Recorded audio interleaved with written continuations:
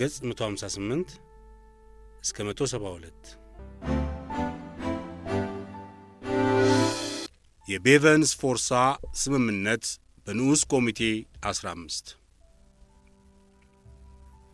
በተባበሩት መንግስታት ዘንድ ያለው የታላቋ ብሪታንያ ዋና መልእክተኛ ቤቨንና ስፎርሳ በተስማሙበት መሰረት ረቂቁን ውሳኔ አስተካክሎ ለዋናው ኮሚሲዮን ሲያቀርብ በተጨማሪ ከህንድ ከአውስትራሊያና ከኢራቅ መንግስታት ከነዚሁ ለቀድሞዎቹ የጣሊያን ኮሎኒዎች መፍትሄ እንዲሆኑ ልዩ ልዩ ሐሳቦች መጉረፍ ጀመሩ። የጣሊያን የውጭ ጉዳይ ሚኒስትር ካርሎስ ፎርሳ በለንደን ያደረገውን ስምምነት በይፋ እንዲደግፉለት ለወዳጁ ለፈረንሳይ መንግስትና ለታዛዦቹ የላቲን አሜሪካ አገሮች ለማስረዳት ጥቂት ቀናት አስፈልገውት ነበር። ላቲኖችም ለንደን ላይ ስለተደረገው ስምምነት መምሪያው ከጣሊያን መንግስት ተፋጥኖ ስላልደረሳቸው ከታላቋ ብሪታንያ ዋና መልእክተኛ የተዘጋጀውን አዲሱን ረቂቅ ውሳኔ ለማደናቀፍ በሰፊው ማምታታት ጀመሩ። በ18ቱ የላቲን አሜሪካ አገሮች ስም የቀድሞዎቹ የጣሊያን ቅኝ ግዛቶች በኢንተርናሽናል ድርጅት ሞግዚትነት አስተዳዳሪው ጣሊያን ሆኖ ተመድበው ሊቢያ ከ10 ዓመት በኋላ ነጻነቷን እንድትቀበል ኤርትራና ሶማሌ ግን ነጻ የመሆናቸው ጊዜ ላልተወሰነ ዘመናት እንዲቆይ የሚል ሐሳብ ነደፉ። ከህንድ ከአውስትራሊያና ከኢራቅ በቀረቡት ረቂቅ ውሳኔዎች ላይ በተለይ ኤርትራን በሚመለከት ጉዳይ ሦስቱ አገሮች ተመሳሳይ የሆነ አቋም አሳይተዋል። ይኸውም የኤርትራ ሕዝብ ፍላጎቱ ምን እንደሆነ በትክክል እንዲታወቅ የተባበሩት መንግስታት ድርጅት የራሱ የሆነ መርማሪ ኮሚሲዮን ልኮ ማጣራት አለበት ሲሉ ያሳሰቡት ነው። ከተባበሩት መንግስታት አባል አገሮች የሚቀርቡት የተለያዩ ሐሳቦች የቤቨንስ ፎርሳን ስምምነት እያወናበዱ የእንግሊዝን ዕቅድ የሚተናኮሉ በመሆናቸው የአሜሪካ ዋና መልእክተኛ ጆን ፎስተር ደለስ አንድ ዘዴ መፍጠር አስፈላጊ ሆኖ ታየው። ግንቦት 9 ቀን 1949 ዓ.ም ለዋናው ኮሚሲዮን ባቀረበው ሐሳብ 15 አባላት አገሮች ያሉበት ኢትዮጵያም ጭምር አንድ ንዑስ ኮሚቴ በአስቸኳይ ተቋቁሞ እነዚህን ከልዩ ልዩ አገሮች የቀረቡትን ረቂቅ ውሳኔዎች በሁለት ቀን ውስጥ አጣርቶ ብዙ ድጋፍ ያገኘውን ሐሳብ መርጦ ለዋናው ኮሚሲዮን እንዲያቀርብ ጠየቀ። ወዲያውም የአሜሪካ ሐሳብ በ34 ድምፅ ብልጫ ተደግፎ የመለያ ቁጥሩ 15 የሆነው ይህ ንዑስ ኮሚቴ በፍጥነት ተቋቁሞ ሥራውን ጀመረ። በቤቨንስ ፎርሳ ስምምነት መሠረት ከታላቋ ብሪታንያ ተሻሽሎ የቀረበውን ረቂቅ ውሳኔ እንዲደግፉለት የጣሊያን መንግሥት ወገኖቹ የሆኑትን ሁሉ አዘጋጅቷቸው ስለነበር ንዑስ ኮሚቴ 15 ሥራውን ሲጀምር ብዙ ችግር አላጋጠመውም። ከሶቪየት ኅብረትና ከአንዳንድ አገሮች የቀረቡትን የተለያዩ ሐሳቦች በድምፅ ብልጫ አስወግዶ ከታላቋ ብሪታንያ በቀረበው ረቂቅ ውሳኔ ላይ ብቻ ለመነጋገር የንዑስ ኮሚቴው የሥራ መምሪያ ሆነ። ኤርትራን በሚመለከት በኮሚቴውና በኢትዮጵያ መልእክተኛ መካከል ከፍ ያለ ክርክር የተፈጠረው ለአስመራና ለምጽዋ ከተሞች የተለየ የመተዳደሪያ ቻርት ይዘጋጅላቸዋል በሚለው ቃል ነበር። ኮምት ካርሎስ ፎርሳ ያሳደረው ተስፋ ሁለቱ ዋና ዋናዎቹ የኤርትራ ከተሞች በተባበሩት መንግስታት ድርጅት የታወቀ የኦቶኖሚ ቻርት ሲኖራቸው ከንቲባዎቹ የሚመረጡት በነዋሪዎቹ ድምፅ ስለሆነ የጣሊያን ዜጎች በገንዘብ ኃይል ምርጫውን ለማግኘትና የአስተዳዳሪነቱን ወንበር ለመያዝ ይችላሉ የሚል ነው። የእንግሊዝ የውጭ ጉዳይ ሚኒስትር ኤርነስት ቤቨን ግን የስፎርሳ ሕልም በተባበሩት መንግስታት ኮሚሲዮን ለመጽደቅ ዕድል እንደማይኖረው ያቅ ነበር። በንዑስ ኮሚቴ 15 ከተመደቡት አባል አገሮች ውስጥ ፈረንሳይና ላቲኖቹ የአስመራና የምጽዋ ከተሞች የኦቶኖሚ ቻርት እንዲሰጣቸው ብቻ ሳይሆን ቻርቱ የሚሰናዳው በተባበሩት መንግስታት ድርጅትና በጣሊያን መንግሥት ተራድኦ ነው ብለው ጩኸታቸውን ቀጠሉ። የኢትዮጵያ መልእክተኛም ይህን የመሰለ የአንድን ነጻ መንግሥት መብቱንና ክብሩን በቀጥታ የሚነካ ከኢንተርናሽናል ሕግና ሥርዓት ውጭ የሆነ ፋሽስታዊ ሐሳብ የማንቀበለው ብቻ ሳይሆን አጥብቀን የምናወግዘው ነው በማለት ተከራከረ። በኢትዮጵያ መልእክተኛና በጣሊያን ወገኖች መካከል የጋለ ክርክር በሚካሄድበት ሰዓት አዲስ አበባ ቀዳማዊ ኃይለ ሥላሴ ስለ አስመራና ምጽዋ ከተሞች ጉዳይ በቀረበው ሐሳብ የእንግሊዝን አምባሳደር ጠርተው ቅሬታቸውን ገለጡ። በዚህ ጉዳይ የታላቋ ብሪታንያ አምባሳደር ዳንኤል ላሴልስ ከአዲስ አበባ ወደ ለንደን ባስተላለፈው ሰፊ ራፖር ውስጥ የገለጸው አስተያየት የሚከተለው ነው። ንጉሠ ነገሥቱ የኤርትራን በሁለት መከፈል ግዴታ ሆኖባቸው የተቀበሉ ቢሆንም ለአስመራና ለምጽዋ ከተሞች በተባበሩት መንግሥታት በጣሊያን ኅብረት የመተዳደሪያ አውቶኖሚ ቻርት ይዘጋጅላቸዋል ተብሎ በቀረበው ሐሳብ ከፍ ያለ ቅሬታ ተሰምቷቸዋል። አማካሪዎቻቸው በየጊዜው የሚያቀርቡላቸው ራፖር የኤርትራን የምዕራቡን አውራጃ ቆርጠው ወደ ሱዳን ለማቀላቀል የፈለጉት እንግሊዞች ናቸው። የአስመራና የምጽዋ ከተሞች ነጻ የአስተዳደር አውቶኖሚ እንዲኖራቸው የሚለውን ሐሳብ በተንኰል የጸነሱት እንግሊዞች ናቸው። ኢትዮጵያ ሰላም እንዳይኖራት ጣሊያን ሶማሌን በሞግዚትነት እንድታስተዳድር ሐሳቡን ያመነጩት እንግሊዞች ናቸው በሚል የተሳሳተ አስተያየት ላይ የተመሠረተ መሆኑን ደርሰንበታል። ቀዳማዊ ኃይለ ሥላሴ ትክክለኛውን ሁኔታ እንዲያውቁት በበኩሌ ጊዜ ወስጄ በዝርዝር አስረድቻቸዋለሁ። ከኤርትራ ግዛት የምዕራባዊ ቆላ ወደ ሱዳን እንዲቀላቀልና ሌላው በሙሉ ከኢትዮጵያ ጋር እንዲዋሃድ ሐሳቡ የመነጨው በመጀመሪያ ከአሜሪካ መንግሥት መሆኑን የውጭ ጉዳይ ሚኒስትሩ አክሊሉ ሀብተወልድ ደህና አድርጎ ያውቃል። አሜሪካኖችም ይህንን ሐሳብ ሲያቀርቡ ኢትዮጵያን ለመርዳት በማሰብ መሆኑ ጥርጥር የለውም። ግርማዊነቶ እንደሚፈልገው መላው ኤርትራ ከኢትዮጵያ ጋር ይቀላቀላል የሚል ሐሳብ ቢቀርብ የጣሊያን ደጋፊዎች የሆኑት ፈረንሳይና የላቲን አሜሪካ አገሮች፣ አረቦቹና እስላሞቹ፣ የሶቪየት ኅብረትና ሳቴሊቶቹ በሙሉ ስለሚቃወሙ ጉዳዩ በተባበሩት መንግሥታት ድርጅት ለመጽደቅ ጨርሶ ተስፋ የለውም።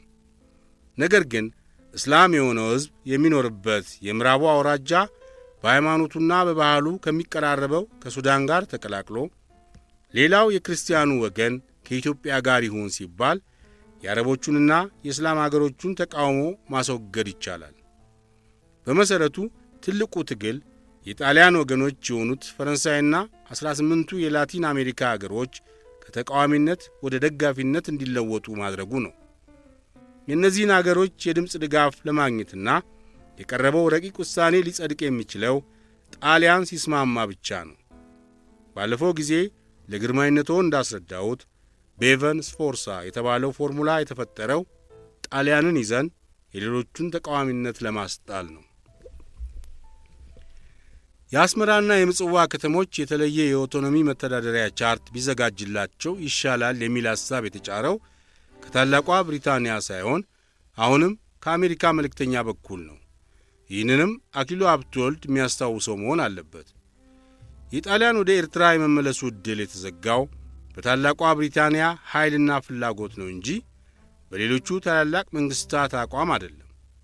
ነገር ግን ለእነዚህ ዘመናዊ ለሆኑት ለአስመራና ለምጽዋ ከተሞች የመተዳደሪያ ቻርት እንዲኖራቸውና በኤርትራም የሚኖሩት የጣሊያን ዜጎች መብትና ግዴታ በሕግ የተወሰነ እንዲሆን የታላቋ ብሪታንያ መንግሥት አስተያየት ቢሰጥ ኢትዮጵያን የሚጎዳ ነው ተብሎ መተርጎም የለበትም በማለት አስረድቻለሁ። ንጉሠ ነገሥቱ ያቀረብኩላቸውን ሰፊ ማብራሪያ በጥሞና ካዳመጡ በኋላ የሰጡኝ መልስ እጅግ የሚከበር ሆኖ አግኝቼዋለሁ።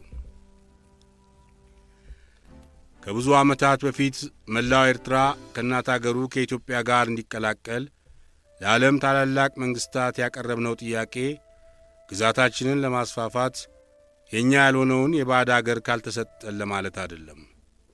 ከእግዚአብሔር የተቀበልነው አደራ፣ ከአባቶቻችን የወረስነው ኃላፊነት፣ ለሕዝባችን የገባንለት ቃል የኢትዮጵያን ነጻነትና የሕዝቧን አንድነት ለመጠበቅ በውጭ ኃይል ተለያይቶ የነበረውን ሕዝብ ለማገናኘትና ታሪክን እቦታው ለመመለስ ነው።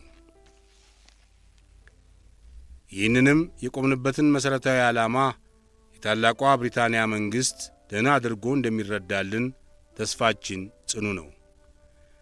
ዛሬ በተባበሩት መንግሥታት ድርጅት ውስጥ የአባል አገሮች በፖለቲካ ጥቅም መከፋፈልና የተለያዩ ወገኖች መፈጠር ትክክለኛ ፍርድ ሊያስገኝ እንደማይችል ብናቅም ኤርትራን በሁለት መክፈል ተገቢ ነው ብለን መቼውንም አናምንም።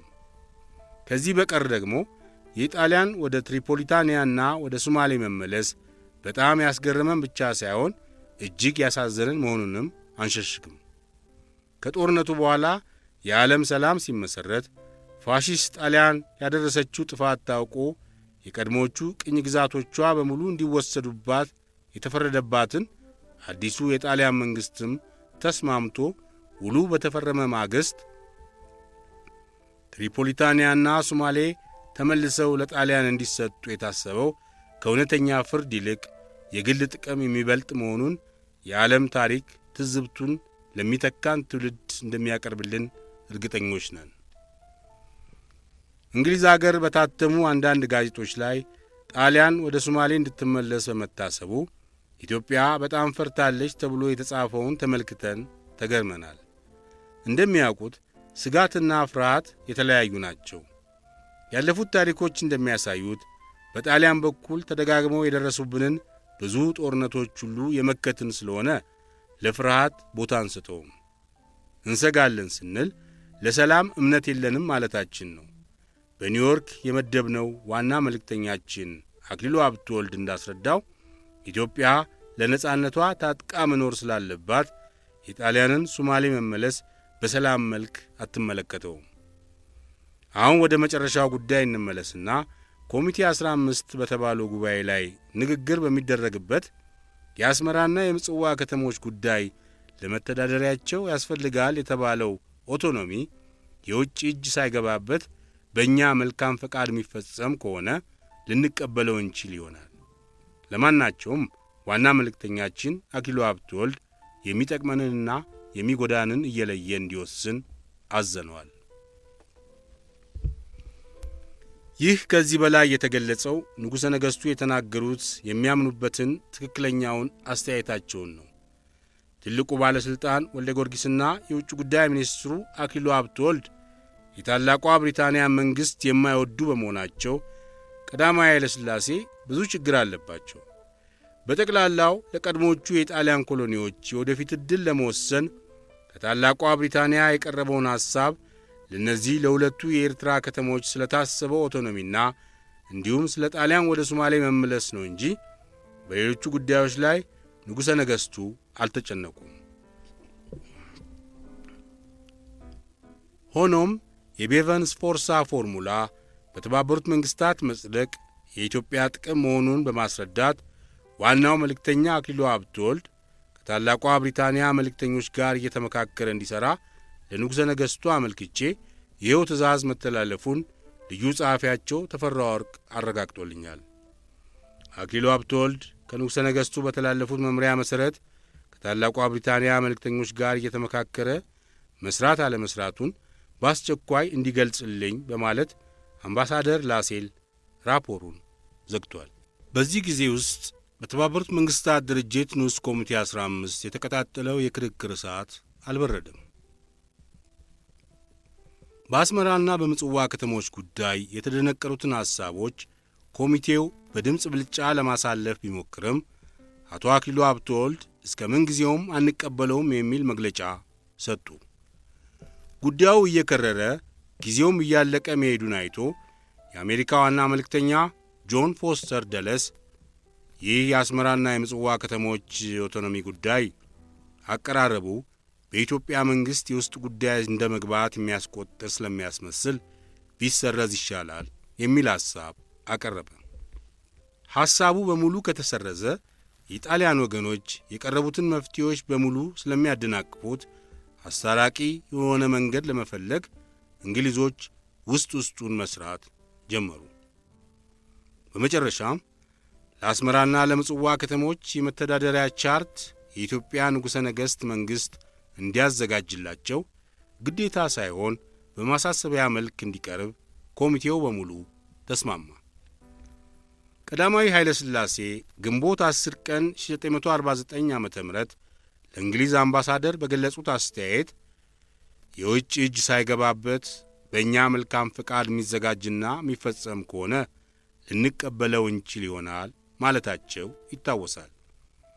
ንዑስ ኮሚቴውም ከጃንሆይ ፍላጎት ጋር የሚመሳሰል ውሳኔ ቢያሳልፍም የኢትዮጵያ መልእክተኛ ንትርኩን አበረደ እንጂ ተቀብያለሁ ብሎ ድምፁን አልሰጠም። 15 አባል አገሮች የተሰየሙበት ንዑስ ኮሚቴ 2 ቀንና ሌሊት በሰፊው የተነጋገረበትና በመጨረሻም በድምፅ ብልጫ ተስማምቶ ለዋናው ኮሚሲዮን ያስተላለፈው ውሳኔ ያንኑ የቤቨን ስፎርሳን ስምምነት የተከተለ ሆነ። አንደኛ፣ ሊቢያ በ3 ተከፍላ ሲረናይከ በታላቋ ብሪታንያ፣ ፌዘን በፈረንሳይ፣ ትሪፖሊታንያ በጣሊያን አስተዳደር ለ10 ዓመት ከቆዩ በኋላ የሊቢያ አንድነት ተጠብቆ ነጻነቷን እንድታገኝ። ሁለተኛ፣ ሶማሌ ላልተወሰነ ጊዜ በጣሊያን የሞግዚት አስተዳደር እንድትቆይ። ሦስተኛ፣ ኤርትራ ከምዕራባዊ ቆላ በስተቀር ሌላው በሙሉ ከኢትዮጵያ ጋር እንዲዋሃድ፣ የምዕራቡ ቆላ በሃይማኖቱ ከሚመስለው ከሱዳን ጋር እንዲቀላቀል የንዑስ ኮሚቴው ውሳኔ ለዋናው ኮሚሲዮን ተላለፈ። የዋናው ኮሚሲዮን 15 አባል አገሮች የተካፈሉበት ንዑስ ኮሚቴ ያዘጋጀው ረቂቅ ውሳኔ ለዋናው ኮሚሲዮን ሲቀርብ የቤቨን ስፎርሳን ስምምነት የሚቃወሙት ወገኖች ሁሉ በየፊናቸው ልዩ ልዩ ሐሳብ እየተበተቡ የጉባኤውን አጀንዳ ማደፍረስ ጀመሩ። አረቦቹ የእስላም አገሮችን ድጋፍ ይዘው በዋናው ኮሚሲዮን ላይ ለሙግት የታጠቁት ሊቢያ በ3 አውራጃ መከፈሏ ቀርቶ አንድነቷ እጥንቱ ቦታው እንዲመለስና ሳይውል ሳያድር ነጻነቷ እንዲታወጅላት መሠረታዊ ዓላማቸው ሲሆን በተለይ ጣሊያን ተመልሳ ትሪፖሊታንያን እንድትይዝ ለማገድ ነበር። ኤርትራን በሚመለከት ግን ከመስኮቭና ከሳቴሊቶቹ በስተቀር የአረቦችና የእስላም አገሮች ቡድኖች ተቃዋሚ አልነበሩ። ይልቁንም ሳውዲ አረቢያና ግብፅ በሰጡት መግለጫ የኤርትራ የክርስቲያኑ ወገን ወደ ኢትዮጵያ እንዲቀላቀል መደረጉንና የእስላሙ ክፍል ከሱዳን ጋር እንዲዋሃድ መታሰቡን ደግፈዋል። ከአንግሎ አሜሪካኖች ቁጣ ይልቅ ከአረቦች የሚሰነዘርብን ጥቃት የበለጠ ሊጎዳን ይችላል በማለት የኢትዮጵያ መልእክተኞች መሪ በፓሌስቲን የእስራኤልን መንግሥት መፈጠር መቃወማቸው ለዚህ ጊዜ የሚረዳ ሆኗል። ሶማሌን ጣሊያን በሞግዚትነት እንድታስተዳድር የቀረበውን ሐሳብ አረቦቹ እንደ ሊቢያ ጉዳይ በጠነከረ መንፈስ ባይሆንም ተቃውሟቸውን ገልጸዋል። በጠቅላላው ሲመዘን ጣሊያን ተመልሳ ሶማሌን እንዳትይዝ ከአረቦቹ ይልቅ ክፉኛ ያመረረችና የጮኸች ኢትዮጵያ ብቻ ነበረች። አንዳንድ የእስያ አገሮች ከአረቦች ጋር ለመተባበር ጣሊያን ወደ ቀድሞ ቅኝ ግዛቶቿ መመለስ የለባትም ብለዋል። ሆኖም እንደ አረቦቹ ሊቢያ በቀጥታ አንድነቷ ተመስርቶ ነጻነቷን መቀበል አለባት አላሉ። የህንድና የፓኪስታን አስተያየት እነዚህ የቀድሞ ኮሎኒዎች ለነጻነት እስኪደራጁ ድረስ በጣሊያን ሳይሆን በኢንተርናሽናል ድርጅት የሞግዚት አስተዳደር መቆየት ያስፈልጋቸዋል የሚል ነበር። በተለይ የህንድ መልእክተኛ ኤርትራን ሳይጠቅስ ሊቢያና ሶማሌ በተባበሩት መንግሥታት ድርጅት ሞግዚትነት ቢያንስ ለ10 ቢበዛ ለ20 ዓመታት መቆየት ያስፈልጋቸዋል ብሏል። ከዚህም አያይዞ የተባበሩት መንግሥታት ድርጅት ሞግዚት ሆኖ ሲያስተዳድራቸው ዕውቀታቸው በቂ የሆኑ ሰዎች ስለሚያስፈልጉት ብዙ የተማረ ሕዝብ ያላት ህንድ በሰለጠኑ ሠራተኞች በኩል ብዙ እርዳታ ለማቅረብ ትችላለች በማለት ለማህተመ ጋንዲ አገር ሰዎች የሥራ ገበያ ለማምረት ሞክሮ ነበር። ከዚህም አያይዞ ስለ ኤርትራ በሰጠው አስተያየት አገሩ በሁለት ከሚከፈል ከኢትዮጵያ ጋር መቀላቀል የሚፈልገው የኤርትራ ነዋሪ ሕዝብ ስንት በመቶ እንደሆነ ለማወቅ ልዩ መርማሪ ኮሚሽን ተልኮ ቢጣራ ይሻላል የሚል ሐሳብ ደንቅሯል። ሶቪየት ኅብረትና ሳተሌቶቹ ቤሎሩሲያ፣ ቼኮስሎቫኪያ፣ ፖላንድ፣ ዩክሬን በድምሩ 5 አገሮች ለእነዚህ የጣሊያን ቅኝ ግዛቶች መስኮብ አባል የሆነበት በተባበሩት መንግሥታት ስም የሚካሄድ የሞግዚት አስተዳደር ለተወሰነ ጊዜ ካልተቋቋመ እነዚህ ድሆች አገሮች የኮሎኒያሊስቶች አስተዳደር ከወደቀባቸው ምንጊዜም ነጻነትን እንደማያገኙ፣ ትክክለኛ ፍርድና ዲሞክራሲ እንደሚነፈጋቸው እየደጋገሙ የሚያሰሙትን ጩኸት አላቋረጡም።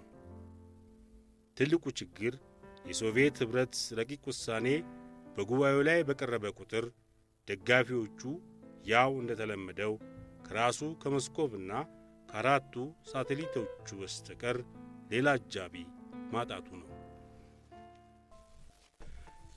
የአሜሪካ ዋና መልእክተኛ ጆን ፎስተር ደለስ ከ3 ቀናት በፊት ንዑስ ኮሚቴ 15 እንዲቋቋም ያስደረገው ከልዩ ልዩ አባል አገሮች የጎረፉትን ልዩ ልዩ ሐሳቦች በድምፅ ብልጫ እያስወገደ የቤቨን ስፎርሳን ፎርሙላ የተከተለ ረቂቅ ውሳኔ እንዲያቀርብና ዋናው ኮሚሲዮን በዚሁ ላይ ብቻ ተነጋግሮ የራሱን ውሳኔ ለጠቅላላው ጉባኤ እንዲያስተላልፍ ነበር። ንዑስ ኮሚቴው የተሰጠውን ተግባር በሚገባ ፈጽሟል። ነገር ግን መላው የተባበሩት መንግሥታት አባሎች በሚካፈሉበት በዋናው ኮሚሲዮን ላይ የንዑስ ኮሚቴውን ሥራ እንቃወማለን ብለው የሚነሱትን አባል መንግሥታት ማገድ እንደማይቻል ጆን ፎስተር ደለስ ጊዜ አግኝቶ አላተኮረበትም። ከዚህም በላይ ደግሞ በዚሁ ሰሞን የአሜሪካ የመልእክተኞች ጓድ በፓሌስታይን መሬት አዲስ የተቋቋመችው እስራኤል የተባበሩት መንግሥታት ድርጅት አባል እንድትሆን ከፍተኛ ጥረት በማድረግ ላይ ስለሆነ የቀድሞዎቹም የጣሊያን ቅኝ ግዛቶች ጉዳይ በጥብቅ የሚከታተሉት እንግሊዞች ብቻቸውን ነበሩ። በዋናው ኮሚሲዮን ስብሰባ ከተካፈሉት 57 አገሮች መካከል የቤቨን ስፎርሳን ፎርሙላ ስንቶቹ ደጋፊዎች ስንቶቹ ተቃዋሚዎች ሊሆኑ እንደሚችሉ እንግሊዞች ባደረጉት ክትትል በ2/3 የድምፅ ብልጫ ውሳኔው እንዲጸድቅ ለማድረግ የሁለት አገሮች ድጋፍ እንደሚጎድል ተረዱ። ቀደም ሲል እንደተገለጸው ኢትዮጵያ ጣሊያንን ለመቃወም የቆረጠች መሆኗ ይታወሳል። በዚህ ሰዓት በታላቋ ብሪታንያና በኢትዮጵያ መልእክተኞች መካከል አለመግባባት መፈጠር ጀመረ። ሄክቶር ሜክኒል ከአዲስ አበባ የደረሰው ራፖር አቶ አክሊሉ ሀብተወልድ ከታላቋ ብሪታንያ ዋና መልእክተኛ ጋር በቅርብ እየተመካከሩ እንዲሰሩ ከንጉሠ ነገሥቱ ትእዛዝ ተልኮላቸዋል የሚል ነው። የኢትዮጵያ መልእክተኞች መሪ ግን ቀድሞ እንደሚያደርጉት በራሳቸው ሥልጣንና ነፃ በሆነ አስተሳሰብ የሚሰሩ መስለው ስለሚታዩ ለእንግሊዞች ግራ የሚያጋባ ነገር ሆነ። ጊዜም እያጠረ ስለሄደ ሚስተር ሜክኒል ከአክሊሉ ጋር በቀጥታ መነጋገር ይሻለኛል ብሎ ወሰነ። አንተና እኔ በቅርብ እየተመካከርን ለእነዚህ ለሦስቱ አገሮች የቀረቡትን ረቂቅ ውሳኔዎች 2/3 የድምፅ ብልጫ አግኝተው እንዲጸድቁ ብናደርግ ጥቅሙ የጋራችን ይሆናል በሚል ቃል የታላቋ ብሪታንያ ዋና መልእክተኛ ለኢትዮጵያ ሚኒስትር ማሳሰቢያ ሰጠ። አቶ አክሊሉም በበኩላቸው ለመተባበር ያላቸውን ፈቃደኝነት ከገለጹ በኋላ በኢትዮጵያ በኩል ምን ማድረግ እንደሚያስፈልግ ጠየቁት። ለሦስቱ ቅኝ ግዛቶች በንዑስ ኮሚቴ 15 የተዘጋጁት ረቂቅ ውሳኔዎች በዋናው ኮሚሲዮን 2/3 ድምፅ አግኝተው ለማለፍ የኢትዮጵያና የሃይቲ ድጋፍ ማስፈለጉን ደርሰንበታል። ይኸውም በሊቢያና በሶማሌ ጉዳዮች ነው። የሃይቲ መንግሥት እንዲደግፍ ይህም ባይቻል አብስቴን እንዲያደርግ በፈረንሳይና በአሜሪካ በኩል ተጽዕኖ ይደረጋል። ኢትዮጵያ ግን የራሷ የሆነ ከፍተኛ ጥቅም አላት። ጣሊያንን ለማጥቃት በማሰብ ብቻ በትሪፖሊታንያና በሶማሌ ጉዳይ ከተቃወመች ኤርትራን የማግኘት ዕድሏ መበላሸቱ መታወቅ አለበት። ከሊቢያና ከሶማሌ ጉዳይ ተነጥሎ የኤርትራ ጉዳይ ለብቻው የሚጸድቅበት መንገድ ይኖራል ለማለት ያስቸግራል። ስለዚህ ኢትዮጵያ የዘላቂ ጥቅሟን በማሰብ በትሪፖሊታንያና በሶማሌ ጉዳይ ተቃዋሚነቷን በደጋፊነት መለወጥ ይሻላታል። ምርጫው ያንተ ነው ሲል የእንግሊዙ ዋና መልእክተኛ አቶ አክሊሉን አስጠነቀቀ።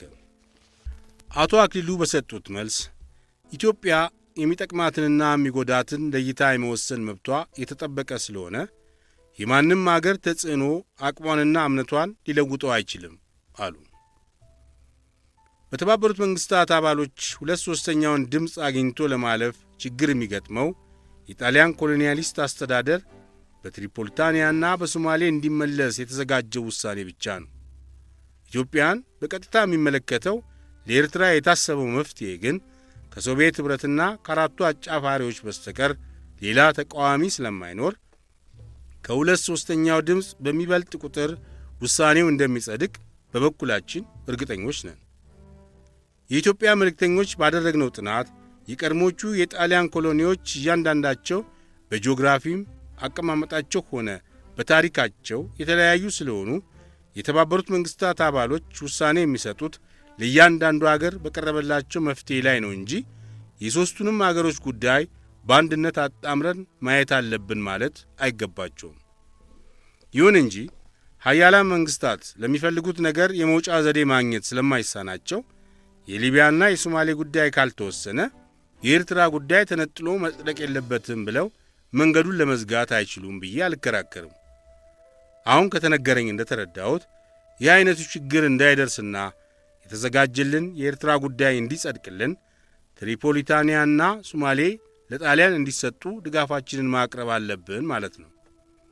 የታላቋ ብሪታንያ መንግሥትና ሕዝብ ደህና አድርጎ እንደሚያውቀው እኛ ኢትዮጵያውያን ካለፈ ታሪካችን ብዙ ነገሮች እየተማርን የመጣን ነን። ለነጻነትና ለመብት መዋጋት ዋጋው ምን እንደሆነ፣ በውጭ ጠላት የግፍ መከራን መቀበል ምን ያህል እንደሚያሰቃይ፣ በዓለም ሸንጎ ላይ ዳኝነትና ፍርድ ማጣት ምን ያህል እንደሚያሳዝን ከማንም አገርና ሕዝብ የበለጠ ደርሶብን አይተናል። በኤርትራ ጉዳያችን የጠየቅነው ዳኝነት በተገቢው መንገድ ታይቶ ተገቢ በሆነው ደንብ ቢፈረድልን ደስ ይለናል። ነገር ግን ኢትዮጵያ በምንም አይነት በየጊዜው የጦር ሰዓት እያዳፈነ ለማጥቃት የሚዘጋጅላት ጠላቷ ሶማሌ ላይ ተመልሶ እንዲነግስ ድጋፍ ትሰጣለች ብሎ መጠበቅ የማይታሰብ ጉዳይ ነው። ሁለተኛም ከቅኝ አገዛዝ የተላቀቀ አገር የወደፊት ዕድሉ እንዲወሰንለት የኢንተርናሽናል ዳኞች በተሰየሙበት አደባባይ ላይ ጣሊያን ተመልሶ የኮሎኒ አስተዳደሩን እንዲቀጥል ኢትዮጵያ ካልደገፈች ኤርትራን አታገኝም ከተባለ አገሬ ጸጸት አያድርባትም። ባመነችበት እስከ መጨረሻው ጸንታ ትቆማለች። የጄኔቭ የመንግስታት ማኅበር እንዳደረገው ሁሉ አሁንም በተራው የተባበሩት መንግስታት ፍርድ የሚነፍገንና ጥቃት እንዲደርስብን ዝም ብሎ የሚመለከት ከሆነ ለነጻነታችንና ሰላም ለሚያስፈልገው ሕይወታችን የተለመደውን መሥዋዕትነት እንቀበላለን። ኢትዮጵያ ከፋሽስት ቀንበር ተላቃ ነጻነቷ እንዲመለስ ከታላቋ ብሪታንያ መንግሥትና ሕዝብ የተደረገላትን እርዳታ ምንጊዜም አትረሳም።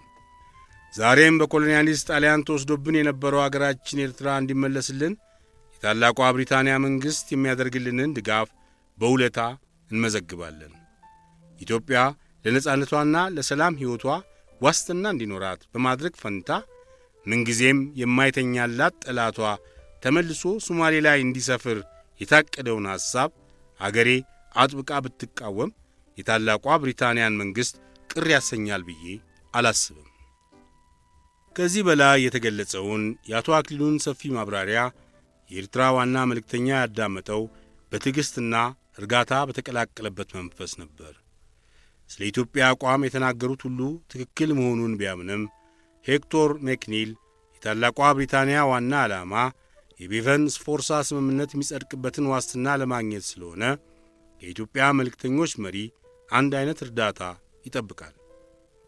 አቶ አክሊሉ በሰጡት መግለጫ በሶማሌ ጉዳይ ጨርሶ የማይበገሩ ቢሆንም ትሪፖሊታንያን በሚመለከት ለመግባባት የሚያስችል ያልተዘጋ ገርበብ ያለ በር መተዋቸው ይታያል። የኢትዮጵያ አቋም የታላቋ ብሪታንያን ጥቅም የሚጎዳ እንዳይሆን ቀደም ሲል ጆን ስፔንሰር የአቶ አክሊሉ አማካሪ በሊቢያ ጉዳይ አብስቴን ማድረግ ይሻላል ሲል ሐሳብ አቅርቦ ነበር።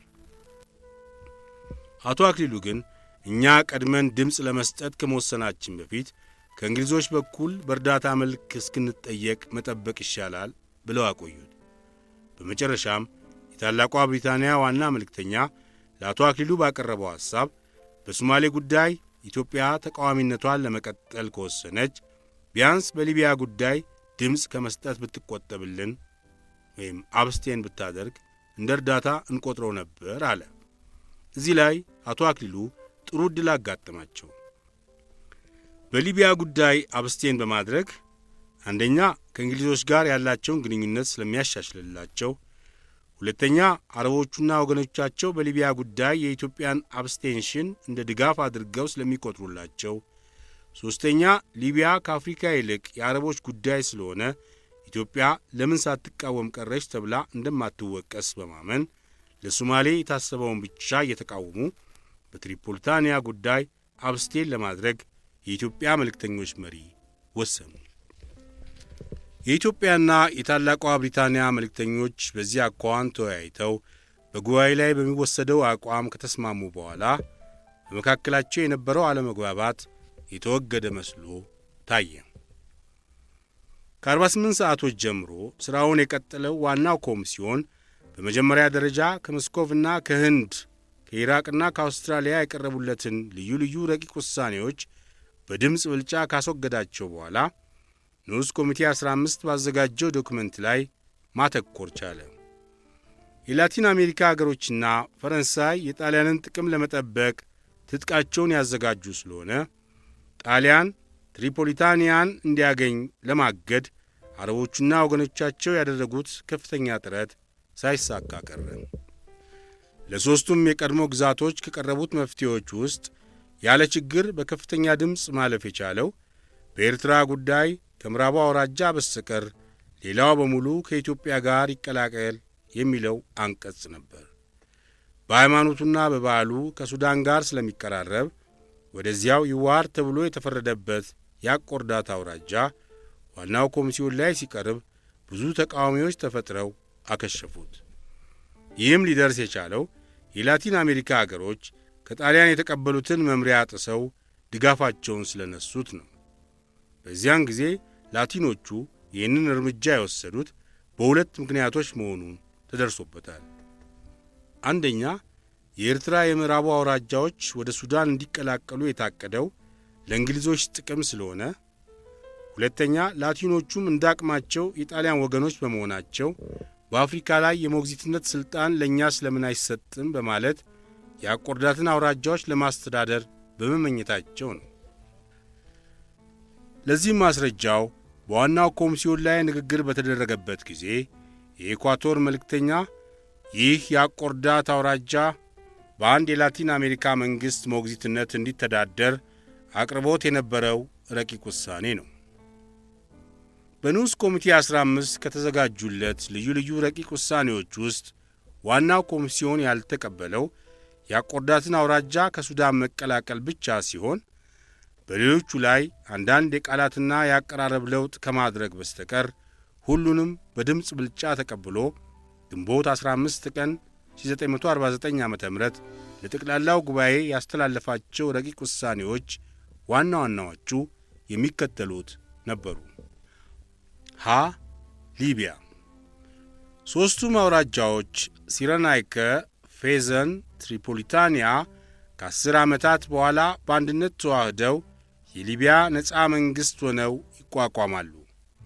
እስከ 10 ዓመታት ድረስ ሲረናይከ በታላቋ ብሪታንያ፣ ፌዘን በፈረንሳይ፣ ትሪፖሊታንያ በጣሊያን ሞግዚትነት ይተዳደራሉ።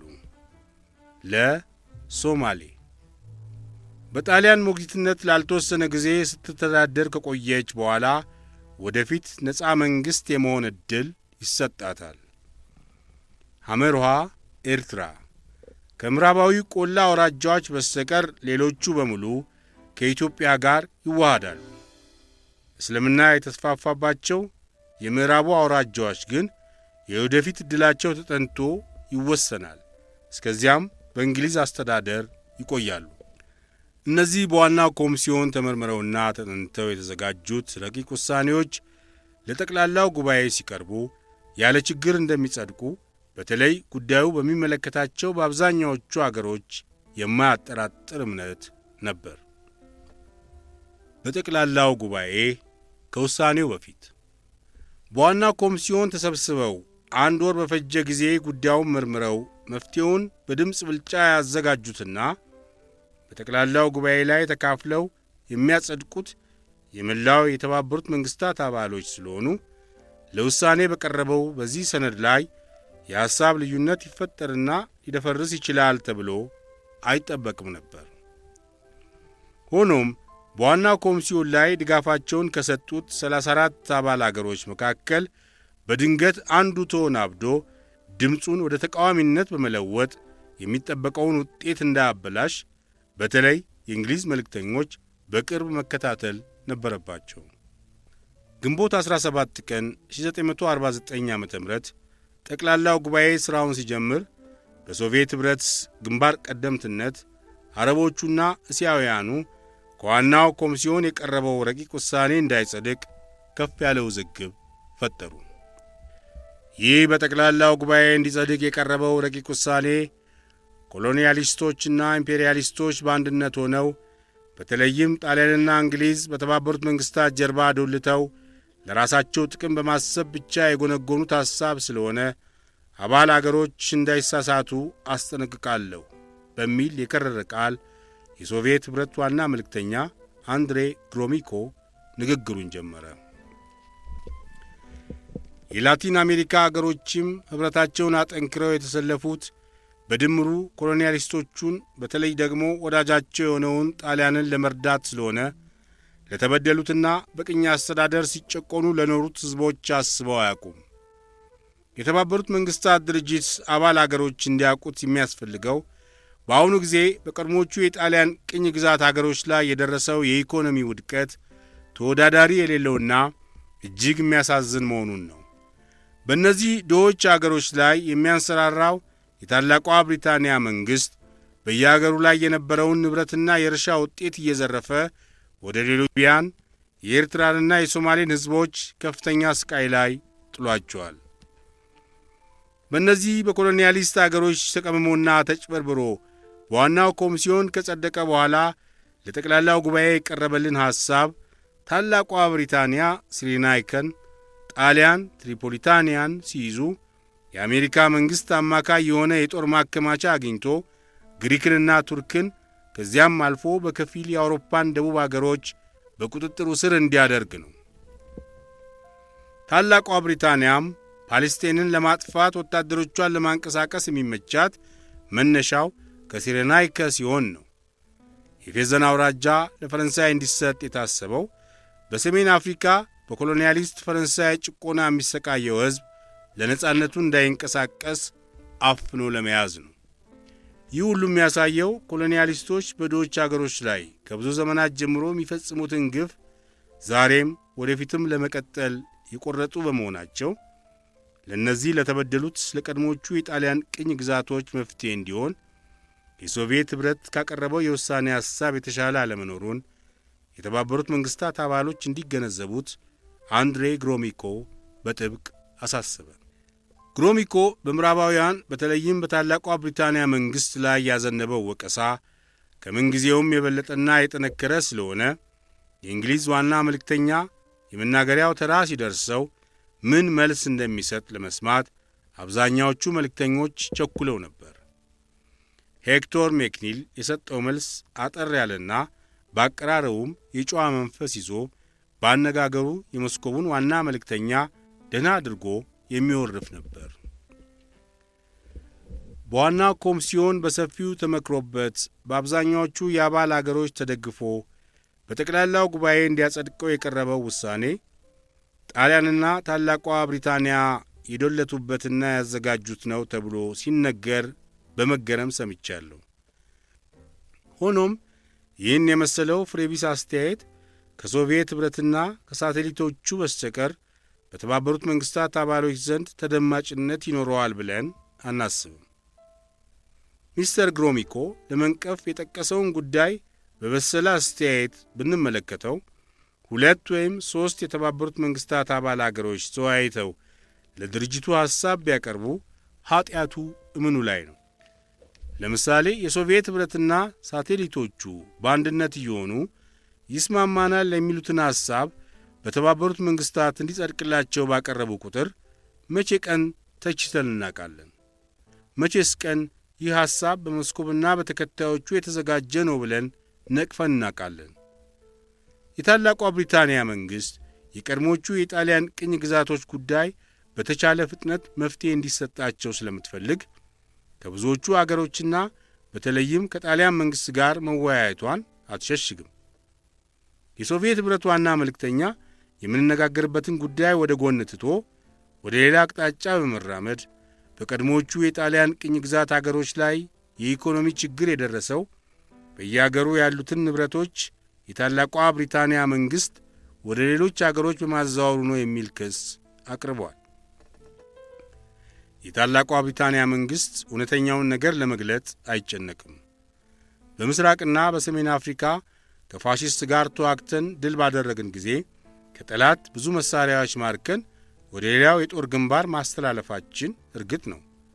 እነዚህንም የጠላት መሣሪያዎች አብዛኛዎቹን በኢራን በኩል እያሻገርን በዚያን ጊዜ የጦር ጓደኛችን ለሆነው ለሶቪየት ኅብረት መንግሥት ልከንለት የተጠቀመበት ለመሆኑ ትክክለኛ ማረጋገጫ አለን።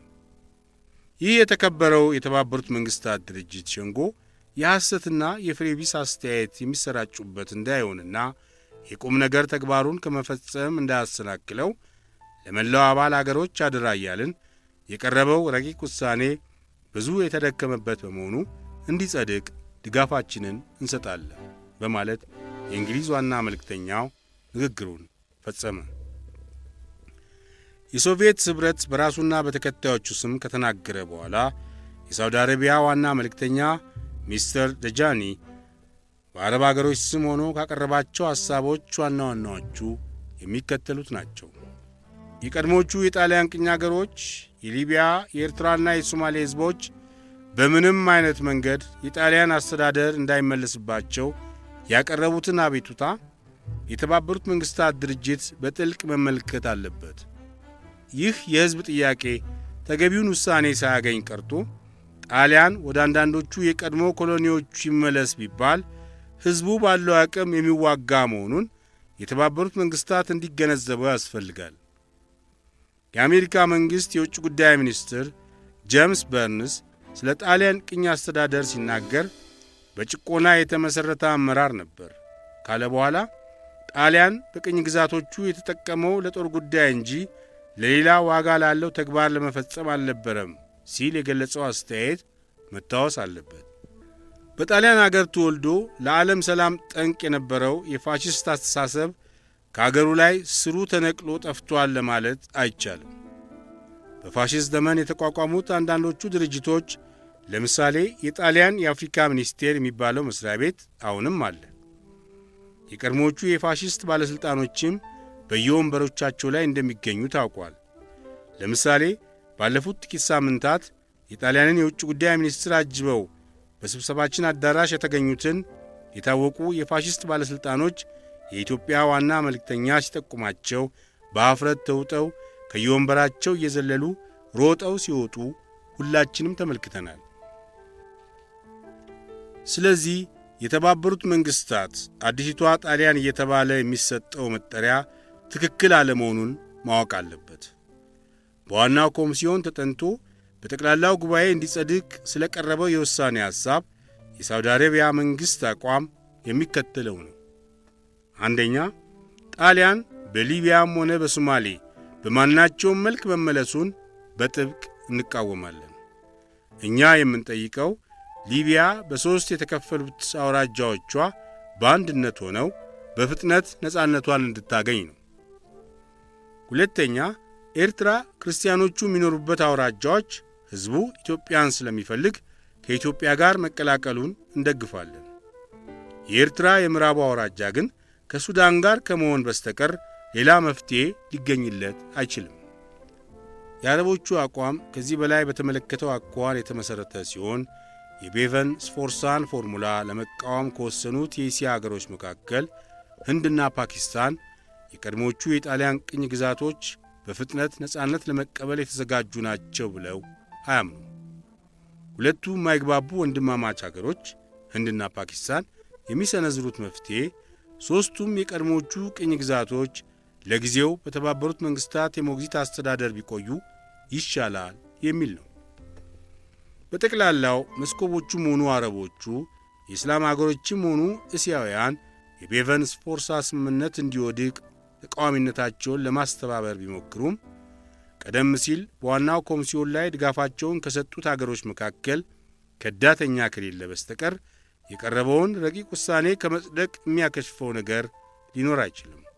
እንግሊዞች በጣም የተጨነቁት በዋናው ኮሚሲዮን ላይ ከደገፉት አገሮች መካከል በመጨረሻው ሰዓት አንዳንዶቹ በአረቦች ተገዝተው ድምፃቸውን እንዳይለውጡ ነው። ባደረጉት ክትትል በሊቢያና በሶማሌ ጉዳይ የቀረበው ውሳኔ ሊወድቅ የሚችለው ላይቤሪያና ሃይቲ፣ ህንድና አውስትራሊያ እንደሚወስዱት አቋም ነው ብለው ጥርጣሬ አደረባቸው። አውስትራሊያ የኮመንዌልዝ አባል በመሆኑ በታላቋ ብሪታንያ መንግሥት ተጽዕኖ ከተቃዋሚነት ወደ ደጋፊነት ድምፁን እንደሚለውጥ ታወቀ። ሃይቲ የፈረንሳይና የአሜሪካ መንግሥታት በየፊናቸው ለሪፐብሊኩ ፕሬዝዳንት ማሳሰቢያ ልከው ስለነበረ ዋናው መልእክተኛ ሚስተር ሰንት ሎት የድጋፍ ድምፅ እንደሚሰጥ በተስፋ ይጠበቃል። ላይቤሪያ በኤርትራ ጉዳይ ድጋፉን ትቶ ትሪፖሊታንያንና ሶማሌን የሚመለከቱትን ውሳኔዎች ለመቃወም መዘጋጀቱ ታወቀ። እንግሊዞች ይህን እንደተረዱ ላይቤሪያ ከተቃዋሚነት ወደ አብስቴንሽን እንዲለወጥ አሜሪካኖች ተጽዕኖ እንዲያደርጉ ጠየቁ። የህንድ መልእክተኛ በዋናው ኮሚሲዮን ላይ ድምፅ ከመስጠት ስለተቆጠበ አሁንም በጠቅላላው ጉባኤ ላይ በዚህ አቋሙ ከቀጠለ ጉዳት አያመጣም። ነገር ግን በልማድ እንደታየው የህንድ አስተያየት የሚዋልል ስለሆነ ከአብስቴንሽን ወደ ተቃዋሚነት ለመዛዋር የሚያግደው ነገር አይኖርም የሚል ግምት ተወሰደ። ሰሞኑን የኔህሩ መንግሥት ባለሥልጣኖች ከአሜሪካ የጦር መሣሪያዎች በእርዳታ ለማግኘት በዋሽንግተን ንግግር በማድረግ ላይ በነበሩበት ጊዜ የስቴት ዲፓርትመንት ኃላፊዎች ለጠቅላላው ጉባኤ ስለ ጣሊያን ኮሎኒዎች ጉዳይ የቀረበውን ሪዞሉሽን ህንድ እንድትደግፍ መጠነኛ የሆነ ተጽዕኖ ማድረጋቸው ተሰምቷል። ይህ በአሜሪካኖች በኩል የተሞከረው ውጤት የሚሰጥ ከሆነ ቢያንስ የህንድ ድምፅ በዋናው ኮሚሲዮን ላይ እንደሆነው በአብስቴንሽን ይቀጥላል እንጂ ተቃዋሚ አይሆንም በማለት እንግሊዞች ተስፋ አደረጉ። በመጨረሻው ሰዓት አንድ ያልታወቀ አዲስ ነገር እንዳይፈጠር የታላቋ ብሪታንያ መልእክተኞች ልዩ ክትትል ሲያደርጉ በድንገት በኮሪደሩ ውስጥ የሃይቲ ዋና መልእክተኛ ሴናተር ሰንት ሎት ከአረቦች መልእክተኞች ጋር የተለየ ጭውውት ሲያደርግ አይተው ከፍ ያለ ጥርጣሬ አደረባቸው። ወዲያውኑ አሜሪካና ፈረንሳይ ፈጣን እርምጃ ስለወሰዱ በጥቂት ሰዓቶች ውስጥ የሃይቲ ሪፐብሊክ ፕሬዝዳንት በኒውዮርክ የመደበውን ዋና መልእክተኛውን በስልክ ጠርቶ ለቀድሞዎቹ የጣሊያን ኮሎኒዎች የቀረቡትን መፍትሄዎች በሙሉ በመንግሥቱ ስም የድጋፍ ድምፅ እንድትሰጥ ብሎ አዘዘው። ሴናተር ሰንት ሎት ከአገሩ መሪ በስልክ የተሰጠውን ትእዛዝ በታላቅ አክብሮት ተቀብያለሁ እያለ ቢያወራም የአረቦቹ ወገን ለመሆን ልቡ ስለከጀለ አንዳንድ ዘዴ መፍጠር ጀመረ። ከአሜሪካ መልእክተኞች ውስጥ ወዳጄ የሚለውን አንድ ሰው ከስብሰባው አዳራሽ ለብቻው ወደ ውጪ ጠራና በግል ሐሳቤን ላካፍልህ ይለዋል። የሃይቲ ፕሬዝዳንት ራሱ ስልክ ደውሎ የቀረበውን የውሳኔ ሐሳብ ደግፍ ብሎ ትእዛዝ ሰጥቶኛል። እኔ በራሴ በኩል አንድ ከፍተኛ የሆነ የሞራል ችግር አለብኝ። የአንድ ጥቁር አገር እንደራሴ ሆኜ እኔም ራሴ ጥቁር ሆኜ ጣሊያን የጥቁር አገሮች የሆኑትን ሊቢያንና ሶማሌን እንዲገዛ ድምፅ ስሰጥ በአፍሪካውያንና በእስያውያን ወገኖቼ ዘንድ ከፍ ያለ እፍረት ይሰማኛል። ከአገሬ መሪ የተሰጠኝን ትእዛዝ በትክክል መፈጸም ግዴታዬ መሆኑን አውቃለሁ። ነገር ግን በራሴ ላይ ከሚደርስብኝ ትዝብትና ውርደት ለመሸሽ ድምፅ መስጠት በሚጀመርበት ጊዜ ምክትሌን በወንበሬ ተክቼ ከጉባኤው አዳራሽ ቦታ በጣም ጥሩ ይሆናል ብዬ አሰብኩ።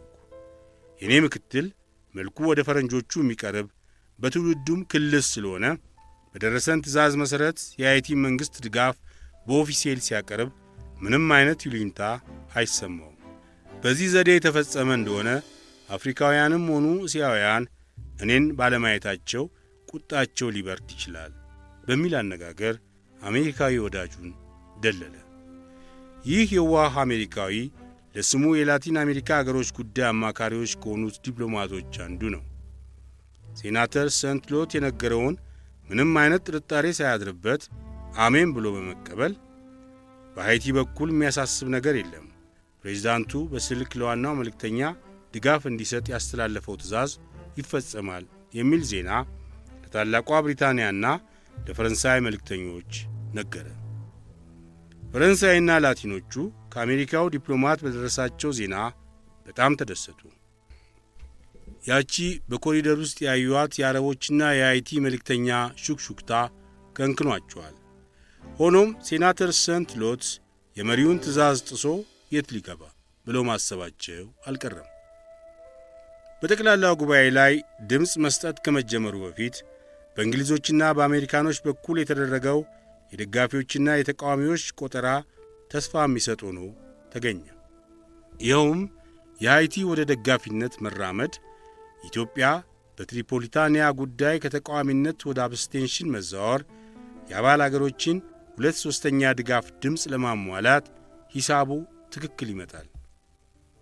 በተጨማሪም ላይቤሪያ ኢትዮጵያን ለመደገፍ ሲል ከተቃዋሚነት ወደ አብስቴንሽን ቢለወጥ ሪዞሉሽኑ እንዳይከሽፍ አንድ መጠባበቂያ ይኖራል ተብሎ ተስፋ ተደረገ።